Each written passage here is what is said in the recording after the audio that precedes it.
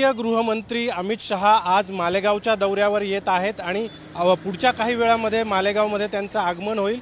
मालेगावच्या अजंग गावामध्ये ते सहकार परिषदेला उपस्थिती लावणार आहेत। मात्र त्यांच्या या दौऱ्याच्या पार्श्वभूमीवर मालेगावमध्ये या ठिकाणी छगन भुजबळ आणि अमित शहा यांच्या स्वागताचे बॅनर या रस्त्यांवर लागलेले आपल्याला पाहायला मिळतात। विशेष म्हणजे हे जे अमित शहा आणि छगन भुजबळ यांच्या स्वागताचे बॅनर या ठिकाणी मालेगावच्या रस्त्यांवर लागलेले आहेत आणि या बॅनर्सवर फक्त अमित शहांचा फोटो एका बाजूला आहे, दुसऱ्या बाजूला छगन भुजबळ यांचा फोटो आहे, खाली समीर भुजबळ यांचा देखील फोटो आहे आणि यूथ फाउंडेशनच्या वतीने हे अमित शहा आणि भुजबळ यांच्या स्वागताचे बॅनर जे आहे ते अशा पद्धतीने मालेगावातल्या रस्त्यांवर सध्या लागलेले आपल्याला पाहायला मिळतात। अगदी दुसऱ्या बाजूला देखील आपण पाहिलं तर हे जे बॅनर्स आहेत यामध्ये देखील अमित शहा आणि छगन भुजबळ यांचे फोटो आहे, त्यांच्या स्वागताचा उल्लेख या बॅनर्सवर करण्यात आलेला आहे।